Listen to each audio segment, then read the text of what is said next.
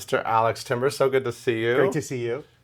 You know I love this show. I know you do. You've been so loyal to it. Thank you. I'm a big fan of the movie and then big fan of the show from the minute I saw the Colonial. I was just so excited, and look what it's become. It's so exciting. And no, but it's also very terribly sad because it's ending. Yeah. How is this happening? How do we let this happen? I know. Only 7 years. I know. It's wonderful. And the national tour is closing around the same time too, so it's a little bit of a heartbreaker, but so proud of it. How do you process something like that? I mean, obviously you have a very rich career. You have other shows in the works. Just in Time's a huge hit, a block away. You've done many things beyond Moulin Rouge. But I feel like for the rest of time, this show, I mean, you won a Tony Award. This show is going to be something you'll be talking about. We'll probably be talking about it, in 30 years we'll be sitting in these seats in sort of matching outfits, talking about Moulin Rouge still, and I'll still be telling you, you did it was amazing. But how does all that process for you? I haven't fully processed it yet. I remember I was like a coffee. I would run and get coffee for people on Jersey Boys. That was my job on that. Yeah, you were the second assistant director. A title that it sounds so lowly. And and I met Rick Ellis, the writer on that, and he said to me, he goes, if you ever are lucky enough to have something that's successful, he goes, go do it, like be there. Be present for it. So to put up the national tour, to go to Germany, to go to the UK, to go check in on all this stuff. It's been just wonderful to feel like a connection with all these different productions happening all over the world. To go to Sydney for Australia. So I love it. It's been a huge part of the last decade, and it's sad to see that it's going. I mean, do you dream of the Moulin Rouge? I mean, it's such a visual thing. I mean, does it just haunt you, or maybe it will? Well, it felt like, I had this downtown theater company that was doing historical work, sort of irreverent takes on history, mashing up pop and this. So the Baz Luhrmann aesthetic was something that I internalized so deeply. He's such a huge influence. So then to get to take all those years of work and get to have it all manifest in this way, working with the greatest living designers, it's definitely something that I dreamed of before I even knew Moulin Rouge as a stage production would ever exist. And every time I go back and see Derek's incredible installation in the Hirschfeld, it's thrilling. I wish we could just recreate it somewhere. Where can all that go? Do you want a cherub? We build it somewhere? I mean, it needs to live on, and it'll be interesting to see sort of how the show lives on, right? And sort of, this is actually one of, I looked it up because I wanted to make sure I got it right, one of 7 shows that won over 10 Tony Awards. Wow, won 10 Tony Awards. Only 5 shows that have won 10 Tony Awards. Then Hamilton and the Producers won slightly more. I mean, it's in the canon of great musicals. I mean, you helped create this incredible thing, but I'm sure you probably just don't think of it that way. You didn't even know that stat. No, I didn't know that. That's really cool. I mean, to be getting to work with John Logan and Justin Levine and Sonia Taya and seeing them all create in a room together, these people that are real geniuses from these kind of disparate experiences. I think that kind of mashup of talents and intelligences sort of mirrored the mashup that is Moulin Rouge, and I feel like we got really lucky with the alchemy of that. So years from now, when someone says Moulin Rouge to you, what do you think is the first image or moment that'll sort of pop in your head? I think Sonia's top of Act 2, Bad Romance. I mean, I think, it's, to me, it's up there with, humbly, with Too Darn Hot as being a great Act 2 opener. And it's just one of those things that I know when people are late for the bathroom, they're just they're ready to see. And it's the thing that I always perk up. It just feels so thrilling and visceral, and what the kind of rush of emotions that live theater can only provide. What about in the creation? I mean, obviously Moulin Rouge was something in your life for years before audiences got to enjoy it.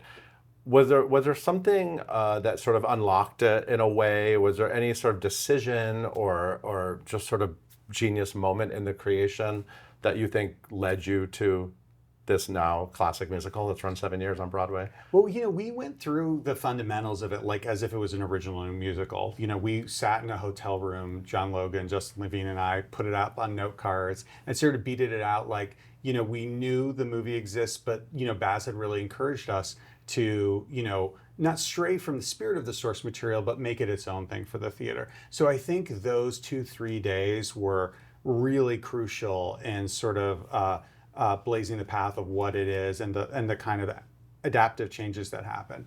And then, another magical time was we did our workshop, our kind of like big 6-week workshop down at this. Were you there at this? No, I heard about it. It was very cool at this schoolhouse. I had worked doing downtown theater shows called the Clemente Soto Velez Cultural Center, and really sort of mocked up the Pastoral, had a band there, tatty red curtains, festoon light bulbs, much like you've got here. And it was really magical. And that was the first time sort of seeing it take flight and seeing audiences react to it so intensely.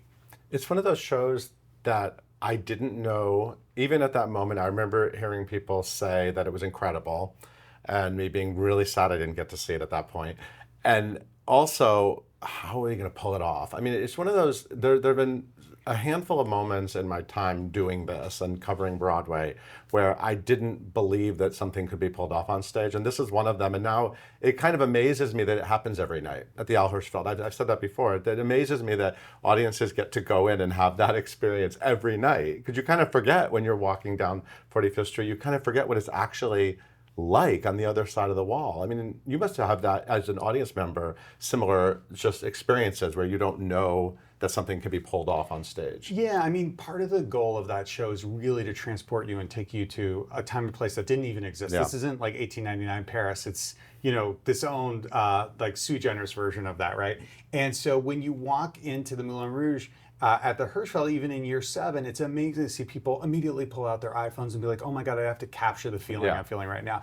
And it makes me think about like when we were in Boston and the first time the actors walked in and they're just jaws dropped. They had seen the set model, but we had lit it all up for them. And Justin Townsend had done this extraordinary job, and we had Matt Stone's pre-show music playing.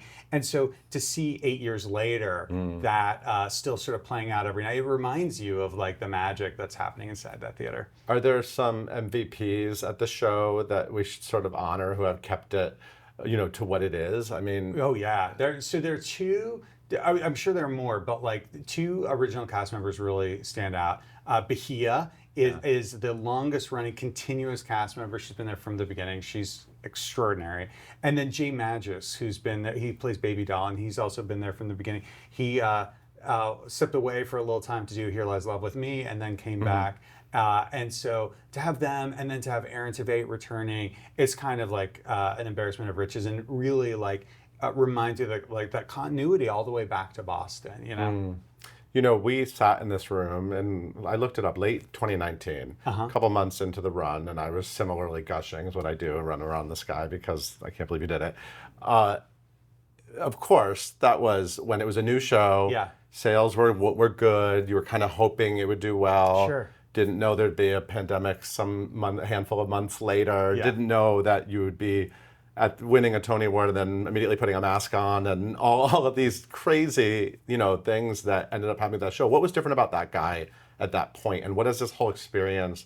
How have you grown from the experience of Moulin Rouge? That's a great question. I mean, I think what I've learned about, I feel like I've learned so much about leadership, how to, when you're recreating a show in different places, but you have all these different beautiful artists bringing their own selves to it, how you keep sort of fidelity to what John wrote and what all these people have created, and yet let people bring themselves to it. And so I think that sort of like that level of collaboration, that idea of like, we have these Zooms where we'd be like, have 15 directing associates and residents on and talking about, Toulouse-Lautrec in Germany, he's having a question about this. Can we modify this? And someone in Australia is like, well, we did that. I could have never imagined at that point to have like a camaraderie with a group of directors like that, to know, to be on like a first name basis with like actors in like the Netherlands. It's extraordinary. It feels like my universe has expanded, and I feel like I've matured a lot as like a kind of, how you lead a group with intention, but also hopefully a sense of a looseness. Yeah, it's interesting because you are a director who I think of having such a specific vision. And obviously, when you cast Broadway shows in the beginning, the initial casting is so important, right? I mean, it's such a Absolutely. huge process to get the right artist, especially this is a movie that, is attached to movie stars. We sort of had, movie stars attached to it originally. So you had to really kind of figure it out. And then at some point, you do have to kind of let that go because now it's also turned into a show that you could drop Bob the Drag Queen in or Boy Yeah. George in, and Yeah. it's opened up in that way. In addition to finding artists in all of these other cities, and I feel like that must make you a lot more open to different interpretations of things. Yeah, absolutely. And also you learn things along the way. It's not just like V.1. Like when we did the national tour, we learned new things about the tone of the show and how long to stay in the comedy and the joy and when to bank the turn. And then we reapplied that to Broadway as cast turned over. And we put that in Germany. And then, we'd find new moments with Christian Satine and like new thoughts about staging and lighting and stuff. And then actually retrofit that into the shows that were already open. And so it kept the show feeling sort of alive across all those productions and us all feeling like we're in an active creative conversation as opposed to some sort of like museum preservation act, if that makes sense. Yeah. Yeah. So if I was like running a community theater in 20 years, can I do this show for like 20 grand, or like how do we do Moulin Rouge? Like what do I do? Yeah. How do I do Moulin Rouge somewhere? Well, I think, the themes that I remember, when I first saw Baz's movie, I felt like, okay, this is like this wild treatise on love. This is about daring greatly. This is about impossible love. It's Romeo and Juliet. It's Traviata. It's Orpheus and Eurydice. And it is, and so I think those sort of like, that's the fundamental. That's the spine of the show. That's the DNA of it. So I'm sure you can do it in a million different ways. I mean, we definitely leaned into the spectacle. We leaned into the kind of like tawdry glamour of it, the maximalism. But I'm sure you can do it with, a table and 6 chairs as well. Do you think there might just be like a stripped down Moulin Rouge at some point? I mean, when we were talking about it originally, one of the things that where Baz felt so comfortable with the idea of the adaptation was, there are certain stories like Romeo and Juliet that like have these fundamentals that you can kind of keep reinterpreting and you can keep bending it and it doesn't break. And I do think Moulin Rouge, because it's all those stories in a blender, I think there's probably, a thousand different ways you can do it. So I just need some red paint and some gold glitter. Yeah, absolutely. And some great performers who you would believe really have this love, right? I mean, you're right. I mean, the passion on stage is, it's unbeatable.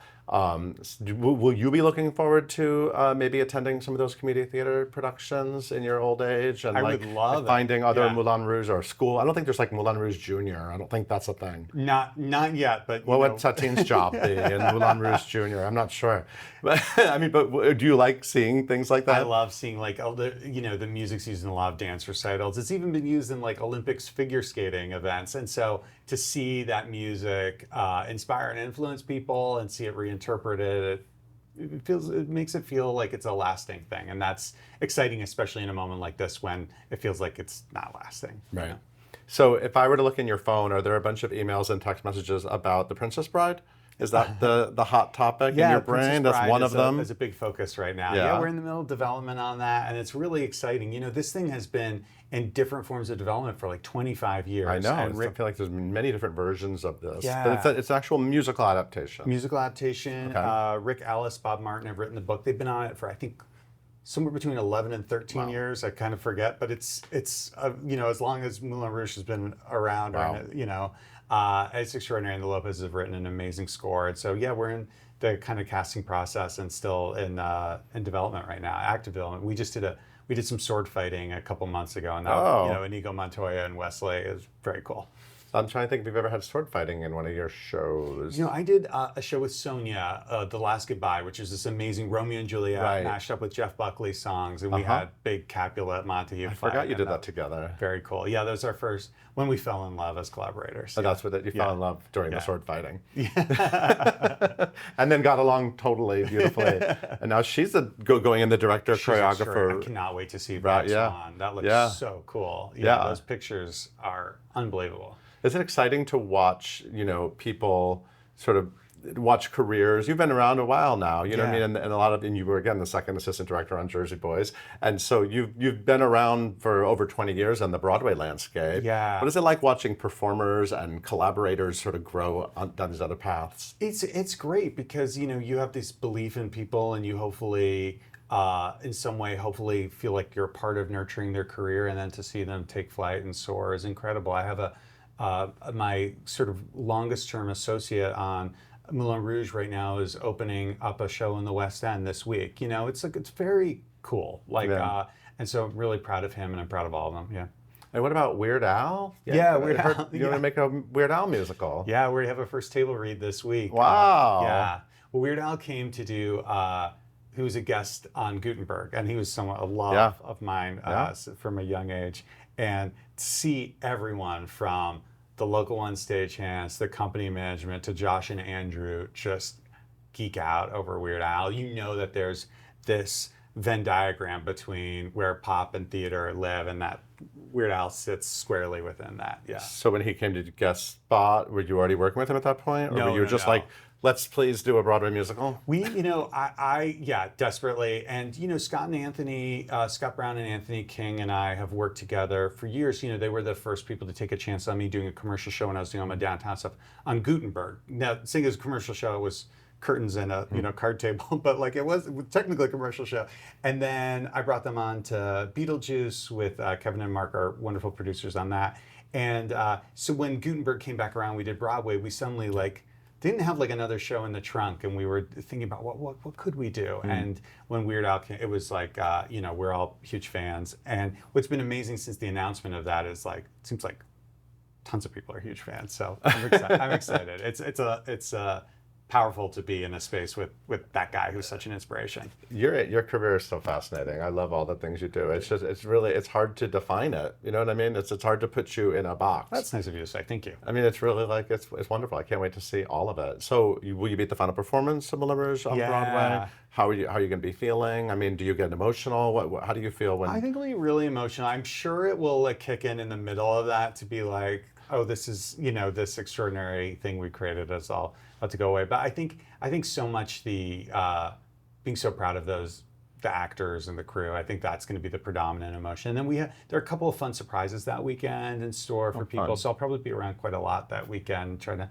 soak it all in. And we for the 7th anniversary, a couple weeks ago, I was with the stage manager and the company manager in office, and we were reliving all these tales from Boston. Actually, do you want to hear one funny story? Yeah, of course. So we were planning to do a show at the Colonial, right, which was beloved historic theater. Grand Hotel started there. That's one of my favorite shows. So I just had to throw that in. Oh yeah. And now it's like Grand Hotel and Moulin Rouge both were birthed at the same place. Thank you. I think there are also a lot of way more successful shows than Moulin Rouge and Grand Hotel, but with great love for Grand Hotel. They have a marble table where I guess Bob Fosse was doing dancing or something and chipped the table, and that's where you have your production meetings around that. It's sacred theater. Yeah. So we were the first production to go in after the renovation of that theater, and we were very excited. And when we showed up, because it was all red fabric and chunky gold, and we were like, oh, this is great. We knew we wanted to wrap the theater in New York, but we couldn't afford to do that out of town. Yeah. So we're like, this takes care of it. Oh, sign on the dotted line, right? And we were having all these production meetings over the next coming months. We're looking at the set model. We had all the designers together, and we're in a meeting. And the associate set designer, Erica, is looking at her phone, and suddenly her face falls. And she silently hands the phone to the next person over, and then to Derek, and Derek goes, oh no. And what had happened was, in the interim, someone there had decided to turn all the red fabric walls into blue fabric walls. But we couldn't be doing a show called Moulin Bleu. So it was a crisis, and it actually inspired because there was not enough fabric in Massachusetts of one style to cover the whole theater. We ended up having to use all these different kinds of fabric and cobble it together to re-red the theater. And that kind of inspired in New York how all the mishmash the different fabric is. But for a moment, Derek McLean, I think, saw death for a moment. So the show we missed was Moulin Bleu. Moulin Bleu, yeah. Near miss. I'm glad we got the one we got. Congratulations. It's so always much. a thrill to talk to you, and I can't wait to go see the show again, and I can't wait to see what you do next. Thank you so much. Such a pleasure. Good to see Thank you.